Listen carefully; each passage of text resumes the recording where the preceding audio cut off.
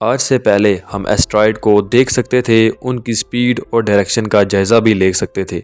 और अगर कोई एस्ट्रॉयड अर्थ की तरफ तेज़ी से बढ़ रहा हो तो हम ज़्यादा से ज़्यादा ये सिर्फ बता सकते थे कि कब, कहाँ और किस दिन ये हमसे टकराएगा। इसके अलावा हमारे पास किसी चीज़ का इख्तियार नहीं था। लेकिन अब ह्यूमन हिस्ट्री में पहली बार हमने एस्ट्रॉयड से बचने का तरीका प्रैक्टिकली निकाल लिया है और नासा ने इसका लाइव एक्सपेरिमेंट पूरी दुनिया को करके भी दिखाया है। 19 जून 2004 किटी पीक नेशनल ऑब्जर्वेटरी के साइंटिस्ट स्पेस में एस्ट्रॉयड के पाथ को ऑब्जर्व कर रहे थे। इस ऑब्जर्वेशन के दौरान 9942 अमोफिस नाम का ये एस्ट्रॉयड बड़ी ही तेज़ी से हमारी तरफ आगे बढ़ रहा है और 2029 तक वो अर्थ से टकरा जाएगा। इस टकराव की एनर्जी इतनी ही ज़्यादा होगी कि जैसे किसी ने हम पर 1000 न्यूक्लियर बॉम्ब गिराए हो, जो कि फिर एक बार पूरी दुनिया को तबाह कर देगा। इस एस्ट्रॉयड ने साइंटिस्ट के ऊपर इतना ज़्यादा दबाव डाला कि इन्हें कोई एक नया तरीका ईजाद करना पड़ा ऐसे फ्यूचर में आने वाले एस्ट्रॉयड से अर्थ को बचाने के लिए। एंड डोंट वरी, हमारी आज की टेक्नोलॉजी इतनी ज़्यादा एडवांस हो गई है कि हम अर्थ की तरफ आते हुए किसी भी एस्ट्रॉयड या फिर सेलेस्टियल ऑब्जेक्ट के पाथ को डेविएट कर सकते हैं और अगर ज़रूरत पड़े तो हम उसकी स्पीड को भी कम कर सकते हैं। सुनने में ये एक इम्पॉसिबल सा लगता है, मगर रिसेंटली नासा ने ऐसा करके भी दिखाया है। नासा द्वारा लॉन्च किए गए एक मिशन में एस्ट्रॉयड के ऑर्बिट को चेंज करने में कामयाबी मिल चुकी है और अब ये साइंस की दुनिया में बहुत बड़ा माइलस्टोन है। और इसका मतलब ये है कि हमें फ्यूचर में आने वाले किसी भी एस्ट्रॉयड या फिर सेलेस्टियल ऑब्जेक्ट से डरना नहीं पड़ेगा। और आप जानते हैं कि बहुत सालों पहले ही एक एस्ट्रॉयड के कोलिजन की वजह से ही अर्थ तबाह हुई थी और हम कहीं ना कहीं इससे इम्यून हुए हैं। सो लेट्स फाइंड आउट कि नासा को सक्सेस किस चीज़ में मिली और इन्होंने इस मिशन का काम कैसे किया।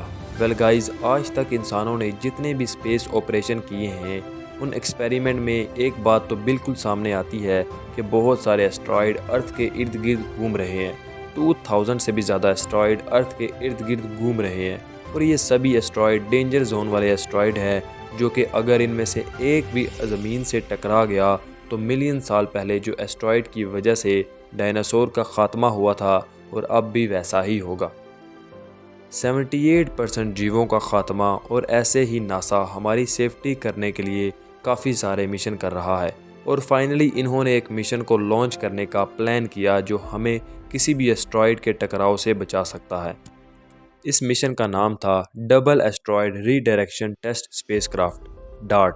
बेसिकली डार्ट मिशन का काम ये था कि एक सैटेलाइट को किसी भी एस्ट्रॉयड के साथ टकरा कर एस्ट्रॉयड के पाथ और उसकी स्पीड को चेंज कर सके।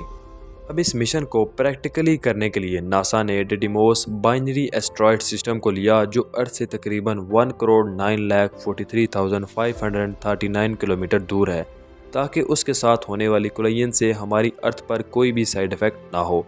और इस सिस्टम में इन्होंने 160 मीटर डायमीटर डायमॉर्फस को अपना निशाना बनाया। इस मिशन का प्लान बहुत ही सिंपल था कि डायमॉर्फस पर सैटेलाइट कोलाइड करके उसकी डायरेक्शन को चेंज कर लें और उसकी डेट भी कंफर्म हो गई थी, बस इंतज़ार था तो उसको एग्जीक्यूट करने का। और वो दिन आया 24 नवंबर 2021।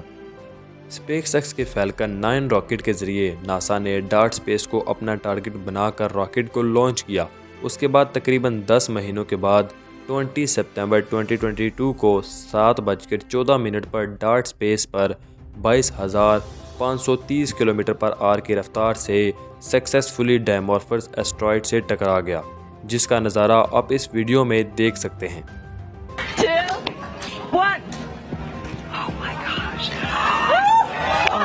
इस वीडियो को एक साथ हब्बल स्पेस टेलीस्कोप और जेम्स वेब टेलीस्कोप ने भी देखा, मगर 2 अलग अलग तरीक़ों से रिकॉर्ड किया। और इन दोनों टेलीस्कोप के द्वारा क्लिक की हुई पिक्चर साइंटिस्टों को डीपली इसके बारे में समझने में मदद करती है। इसकी मदद से हमें ये पता चलता है कौन से पॉइंट पे टकराने के बाद एस्ट्रॉयड ने अपनी पोजीशन को चेंज किया। तो अब हम बेफिक्र होकर ये कह सकते हैं कि हमारे पास एक ऐसी टेक्नोलॉजी आ गई है जिसकी वजह से हम अपने आप को इन ख़तरनाक एस्ट्रॉयड या फिर सेलेस्टियल ऑब्जेक्ट से बचा सकते हैं।